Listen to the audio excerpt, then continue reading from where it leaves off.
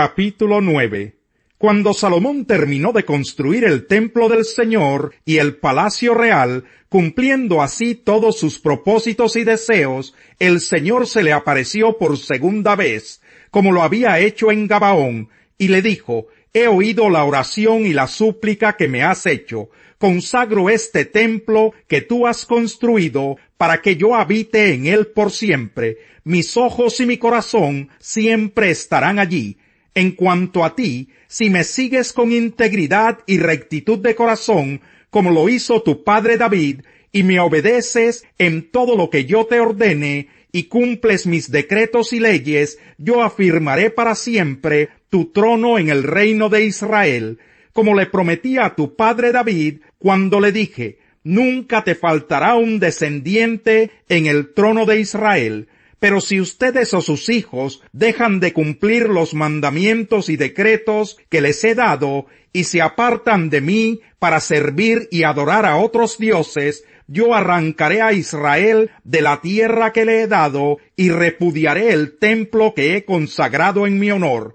Entonces Israel será el hazmerreír de todos los pueblos, y aunque ahora este templo es imponente, llegará el día en que todo el que pase frente a él quedará asombrado, y en son de burla preguntará: ¿por qué el Señor ha tratado así a este país y a este templo? Y le responderán: porque abandonaron al Señor su Dios, que sacó de Egipto a sus antepasados, los israelitas, y se echaron en los brazos de otros dioses, a los cuales adoraron y sirvieron. Por eso el Señor ha dejado que les sobrevenga tanto desastre. 20 años tardó el rey Salomón en construir los 2 edificios, es decir, el templo del Señor y el palacio real, después de lo cual le dio a Hiram, rey de Tiro, 20 ciudades en Galilea, porque Hiram lo había abastecido con todo el cedro, el pino y el oro que quiso. Sin embargo, cuando Hiram salió de Tiro y fue a ver las ciudades que Salomón le había dado, no quedó satisfecho con ellas. Hermano mío, protestó Hiram, ¿qué clase de ciudades son estas que me has dado? De modo que llamó a esa región Kabul, nombre que conserva hasta hoy. Hiram, por su parte, le había enviado a Salomón 3,960 kilos de oro. En cuanto al trabajo forzado, el rey Salomón reunió trabajadores para construir el templo del Señor, su propio palacio, los terraplenes, el muro de Jerusalén, y Hazor, Megiddo y Geser. El faraón, rey de Egipto, había atacado y tomado Geser a sangre y fuego, matando a sus habitantes cananeos. Luego, como regalo de bodas, le dio esta ciudad a su hija, la esposa de Salomón. Por eso Salomón reconstruyó las ciudades de Geser, Bet-Jorón la de abajo, Balat y Talmor, en el desierto del país, así como todos sus lugares de almacenamiento, los cuarteles para sus carros de combate y para su caballería, y cuanto quiso construir en Jerusalén, en el Líbano y en todo el territorio bajo su dominio. A los descendientes de los pueblos no israelitas, es decir, a los amorreos, hititas, fereceos, heveos y jebuseos, pueblos que quedaron en el país porque los israelitas no pudieron destruirlos, Salomón los sometió a trabajos forzados, y así continúan hasta el día de hoy. Pero a los israelitas Salomón no los convirtió en esclavos, sino que les servían como soldados, ministros, comandantes, oficiales de carros de combate y jefes de caballería. Salomón tenía además 550 capataces que supervisaban a sus trabajadores en la obra. Los terraplenes se hicieron después de que la hija del faraón se trasladó de la ciudad de David al palacio que Salomón le había construido. 3 veces al año, Salomón presentaba holocaustos y sacrificios de comunión sobre el altar que él había construido para el Señor, y al mismo tiempo quemaba incienso en su presencia. Así cumplía con las obligaciones del templo. El rey Salomón también construyó una flota naviera en Esión Geber, cerca de Elat en Edom, a orillas del Mar Rojo, Hiram envió a algunos de sus oficiales, que eran marineros expertos, para servir en la flota con los oficiales de Salomón, y ellos se hicieron a la mar y llegaron a Ofir, de donde volvieron con unos 14,000 kilos de oro, que le entregaron al rey Salomón. Capítulo 10. La reina de Sabá se enteró de la fama de Salomón, con la cual él honraba al Señor, así que fue a verlo para ponerlo a prueba con preguntas difíciles. Llegó a Jerusalén con un séquito muy grande. Sus camellos llevaban perfumes y grandes cantidades de oro y piedras preciosas. Al presentarse ante Salomón, le preguntó todo lo que tenía pensado, y él respondió a todas sus preguntas. No hubo ningún asunto, por difícil que fuera, que el rey no pudiera resolver. La reina de Sabá se quedó atónita ante la sabiduría de Salomón, y al ver el palacio que él había construido, los manjares de su mesa, los asientos que ocupaban sus funcionarios, el servicio y la ropa de los camareros, las bebidas y los holocaustos que ofrecía en el templo del Señor. Entonces le dijo al rey: todo lo que escuché en mi país acerca de tus triunfos y de tu sabiduría es cierto. No podía creer nada de eso hasta que vine y lo vi con mis propios ojos, pero en realidad no me habían contado ni siquiera la mitad. Tanto en sabiduría como en riqueza superas todo lo que había oído decir. Dichosos tus súbditos, dichosos estos servidores tuyos, que constantemente están en tu presencia, bebiendo de tu sabiduría, y alabado sea el Señor tu Dios, que se ha deleitado en ti y te ha puesto en el trono de Israel. En su eterno amor por Israel, el Señor te ha hecho rey para que gobiernes con justicia y rectitud.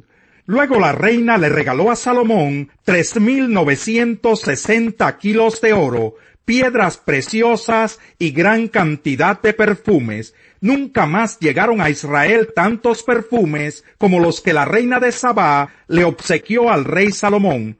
La flota de Hiram trajo desde Ofir, además del oro, grandes cargamentos de madera de sándalo y de piedras preciosas.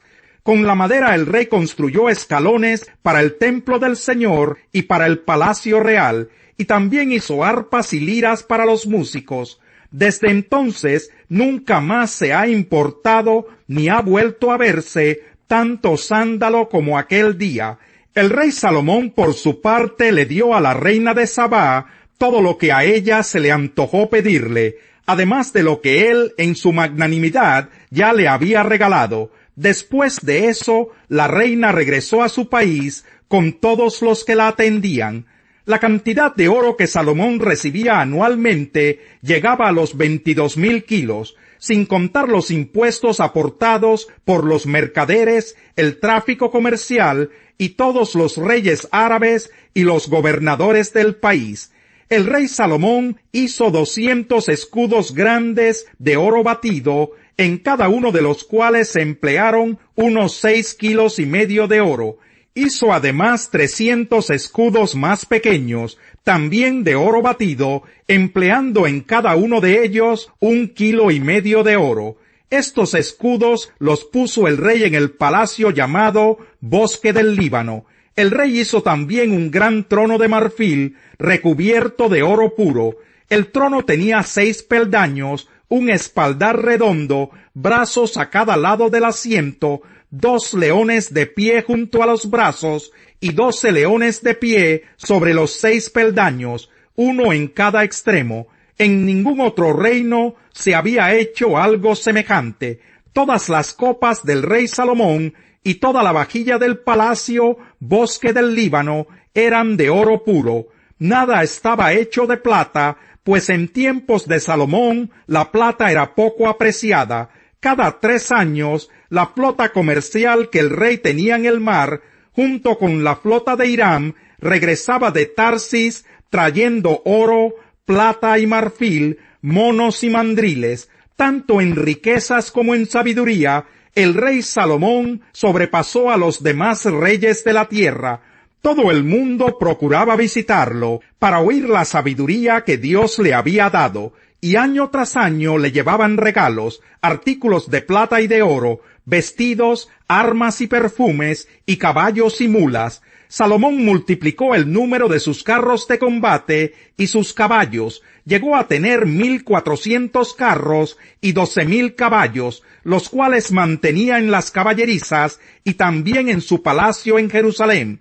El rey hizo que en Jerusalén la plata fuera tan común y corriente como las piedras, y el cedro tan abundante como las higueras de la llanura.